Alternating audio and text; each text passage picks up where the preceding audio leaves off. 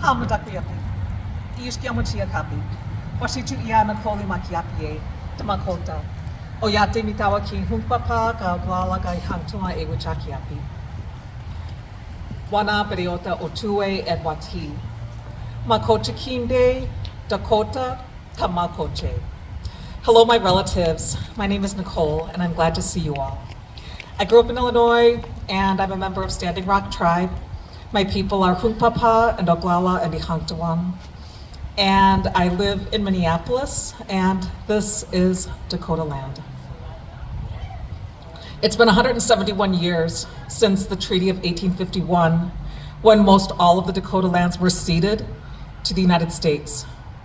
And it's been 160 years since the Dakota War of 1862, which led to the hanging of 38 plus 2 Dakota men, which is the largest mass execution in the United States, as well as the banishment of the Dakota from this state.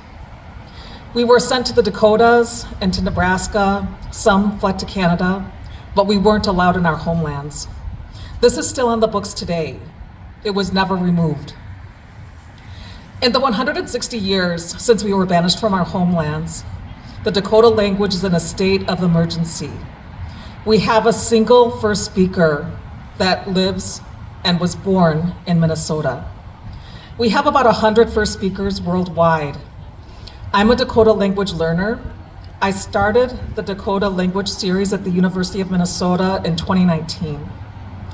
Language revitalization is more important now than ever. We welcome new speakers, and you don't have to go to the U. You can go to a language table in your community, you can find one. They're usually free, and I am going to invite you to learn some Dakota with me today. In the 160 years since we were banished from our homelands, our water went from clean and pristine to processed and available on tap. Not all drinking water is the same. Side by side, you can tell the difference between the city of Minneapolis, tap water, well water, spring water, and the water that you buy from the store. When I was a girl, my mom told me that there would come a time when people would buy their drinking water. She told me that water would be more expensive than oil, and I thought she was ridiculous, but here we are.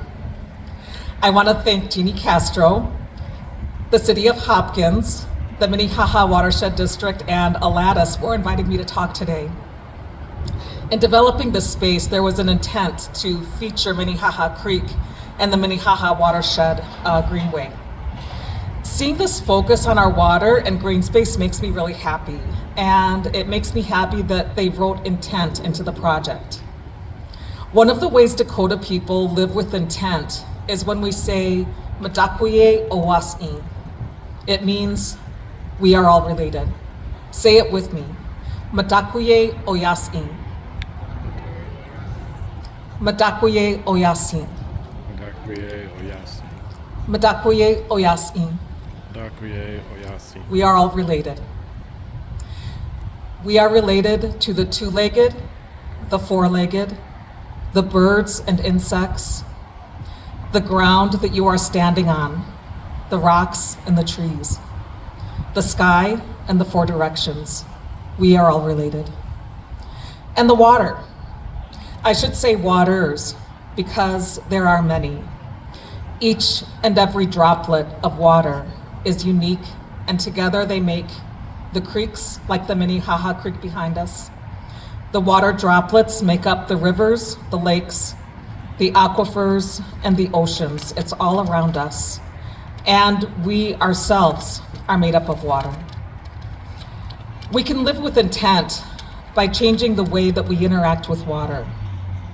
Every time you turn on the tap, you can make an intention.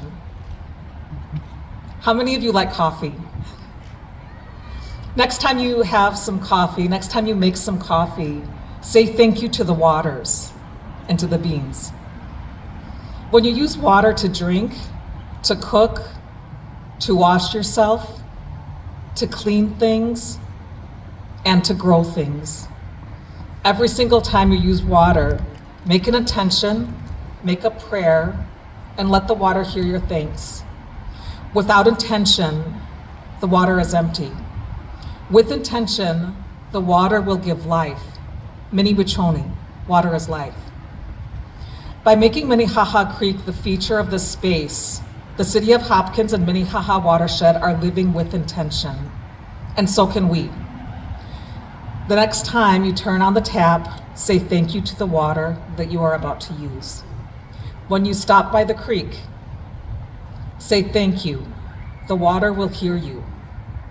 When you look to each other in the community, to the person standing next to you, your neighbor, the shopkeepers, the animals that live around us and among us, the land and this green space, say Madakuye Oyas'in.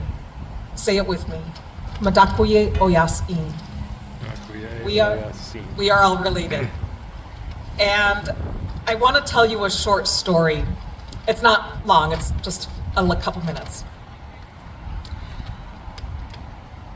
Wana ehana wichowo yake ki wochi hadakapi wachin.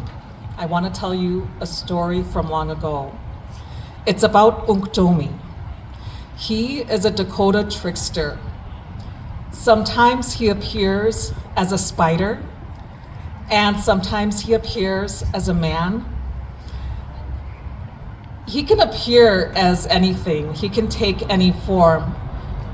But when we do see him, one thing that we know for sure is that he's usually up to no good.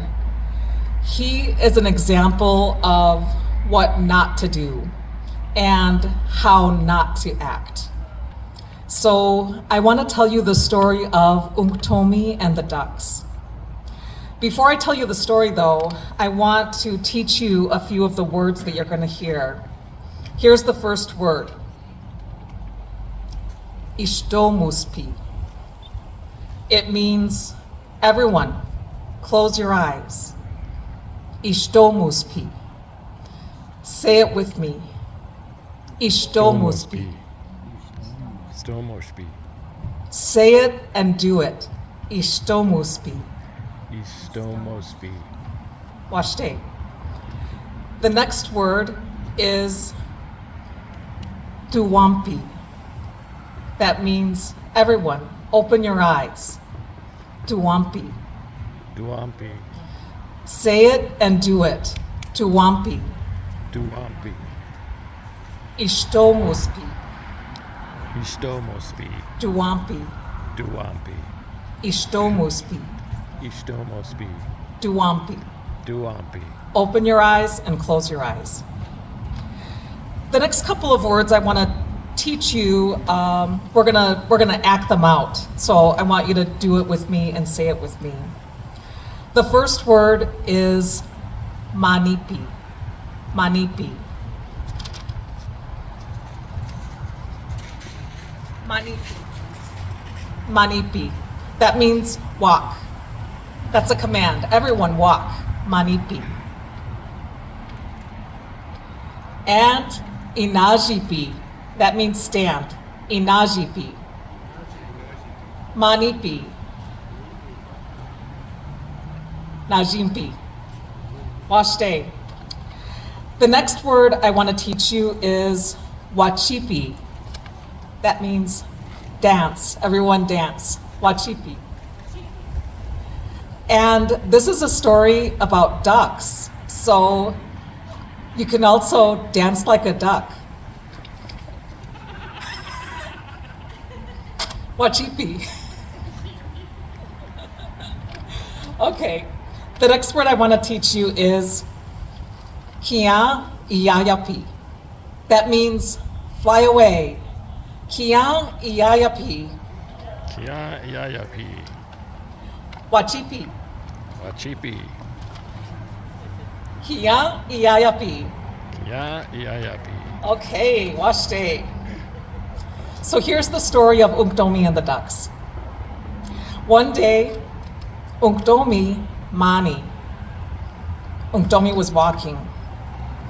Most Unktomi stories start this way. He's usually out and about, walking around, and that's how this story starts too. Unktomi was walking along the side of a creek, just like Minnehaha Creek. And he was walking for some time and he started to get hungry. Wote hada. He was hungry. Wote hada. Nina wote hada. He was really hungry. Heha etua magaksicha unge wawachiake. Then, over there, he saw some ducks. And so he hid. He stepped behind a tree so that the ducks couldn't see him. And he was standing there from his hiding spot and he was looking at the ducks and he was noticing some of those ducks are fat. Some of those ducks look really good and they would make a good meal because he was really hungry. So he was standing there and he was thinking, he was looking at those ducks and he was thinking, what's he gonna do?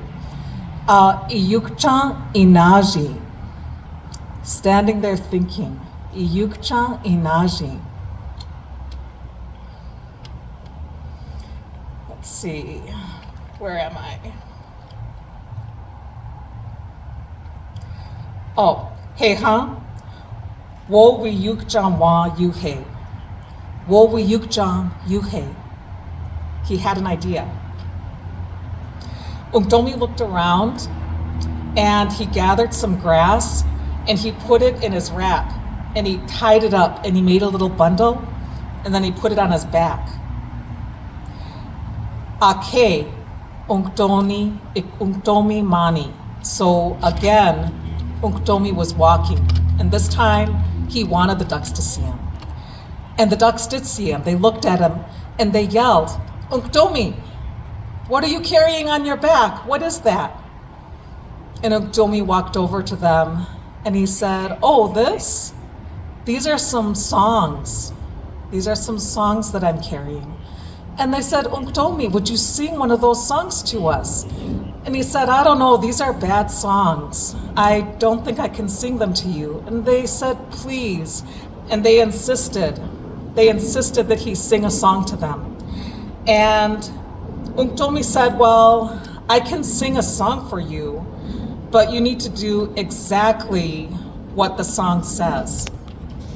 And they agreed. The ducks agreed. And so Unktomi he said, when I start to sing, you all have to close your eyes and keep them closed the whole time we're singing. And if you open your eyes